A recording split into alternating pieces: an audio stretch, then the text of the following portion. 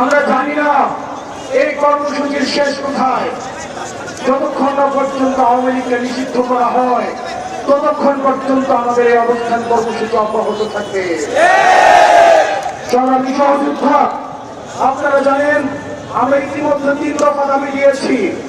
3 দফার মধ্যে প্রথম দফা হচ্ছে আওয়ামী লীগকে সন্ত্রাসী সংগঠন ঘোষণা করে আওয়ামী লীগের যত সহযোগী সংগঠন রয়েছে সকল সংগঠন সহ আওয়ামী লীগকে সন্ত্রাসী সংগঠন হিসেবে নিষিদ্ধ করতে হবে।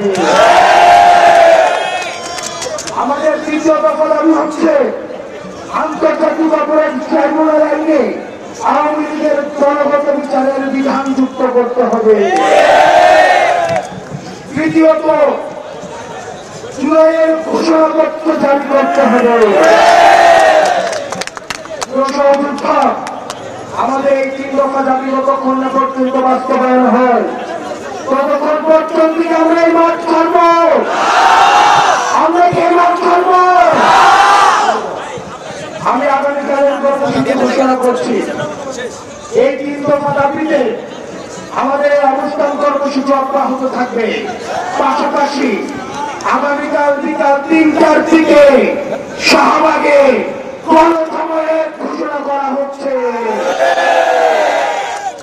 সারা ঢাকা থেকে জুলাই পক্ষের শক্তি নির্যাতিত নিপীড়িত যেসব আওয়ামী নির্যাতন এবং নিপীড়নের শিকার যারা হয়েছেন, যারা তিনখানা হত্যাকাণ্ডের শিকার হয়েছেন, সাপলা হত্যাকাণ্ডের শিকার হয়েছেন, গুম খুনের শিকার হয়েছে, মোদী বিরোধী আন্দোলনে যারা শিকার হয়েছেন, সবার সম্মিলিত অংশগ্রহণের মধ্য দিয়ে এই শাহবাগে আমাদের গণজমায়েত অনুষ্ঠিত হবে।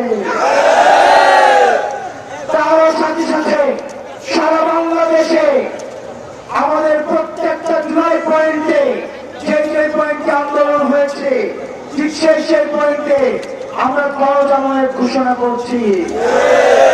প্রিয় সহযোদ্ধা, যতক্ষণ না পর্যন্ত এই লড়াই বাংলাদেশপন্থী এবং ফ্যাসিবাদপন্থীদের লড়াই, যারা দীর্ঘ 1.5 দশকের বেশি সময় ধরে বাংলাদেশকে বর্ণা দিয়ে আমাদেরকে শাসন করেছে, তাদের বিরুদ্ধে আমাদের লড়াই।